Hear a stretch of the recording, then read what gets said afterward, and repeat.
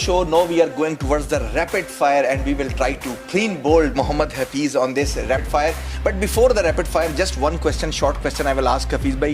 Hafiz bhai, World Cup 2019 खत्म हुआ, Pakistani fan जो हैं वो बड़े डिसअपॉइंट नज़र आए. Obviously इंडिया पाकिस्तान में जस्ट लाइक अ रिलीजन जो है क्रिकेट को देखा जाता है, लेकिन what a fantastic run for the Pakistan. थोड़ी देर आमद हुई लेकिन बड़ी ज़बरदस्त हुई.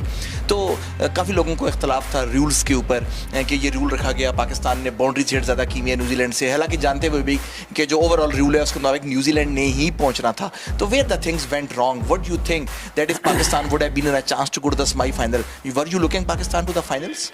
जी, मेरा ख्याल है कि हमारा जो मोमेंटम था वो हमने गेन किया, लेकिन वही बात है कि थोड़ा सा लेट हो गए. पहले 4-5 मैचों में हम वो मोमेंटम नहीं ले सके.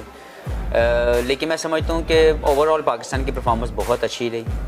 जो रूल थे वो रूल थे, हम सबको उसको ऑन करना है, उसको डिसएग्री नहीं होना चाहिए. हम सबको पता था पहले से कि ऐसा होना है या ऐसा हो सकता है. तो मुझे लगता है कि कहीं ना कहीं हम लोगों की प्लानिंग थोड़ी मिसिंग रही. हम लोग कुछ चीज़ों में पहले भी रिकवर कर सकते थे ताकि जो एंड वाला मैच था वो इतना बड़ा मार्जिन हमें ना मिलता. But this is how it goes. Some time you do some mistakes and then you need to pay for that. And I believe कि हमारी mistakes हुई हैं एज ए प्लेयर भी, एज ए मैनेजमेंट भी, कि हम लोग प्रोएक्टिव नहीं रहे towards that rule. अगर हमें पहले ही 5 मैच पहले, 6 मैच पहले अगर हम लोग, क्योंकि हमारा जो पहला मैच था जो वेस्ट इंडीज़ वाला, वो बहुत ही बुरे नेट रन रेट से हम नीचे आ गए थे.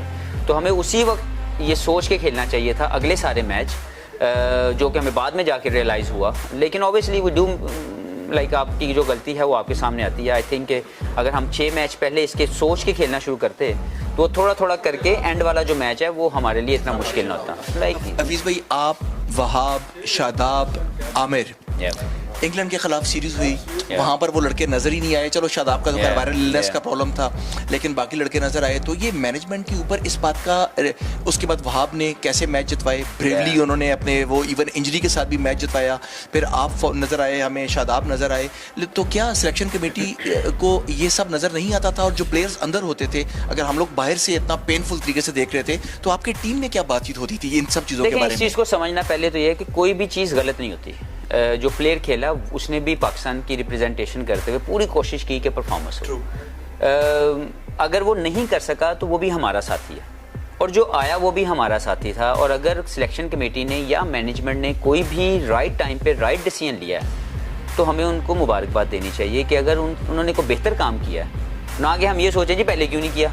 तो मेरा अपना ये मानना ये है कि उन्होंने बिल्कुल सही डिसीजन लिया, और वो डिसीजन अगर आप देखें तो वो काम भी आया. मेरी अपनी ये थी कि मैं क्योंकि इंजर्ड था और मैंने अपनी थंब इंजरी के बाद मैंने क्रिकेट शुरू की थी, तो मुझे थोड़ा टाइम चाहिए था जो मुझे मैनेजमेंट ने दिया. तो आई फील कि everything work really nicely. But unfortunately कुछ चीज़ें ऐसी गलती हमसे भी हुई, मैनेजमेंट से भी हुई, जो हम लोग उस नेट रन रेट के उस इशू के ऊपर बाहर हुए. लेकिन this is how it goes some time life में. देखें ना, वो एक ही टीम है जो जीत के गई, वो इंग्लैंड है. बाकी तमाम टीमें हार गई, वो चाहे इफ़ या बट्स के साथ हारी, लेकिन हार गई. तो हमें ये समझना चाहिए कि एक ही विनर होता है, लेकिन आप गलती करते हैं तो इसीलिए आप उस गलती का खामियाजा सीखना चाहिए.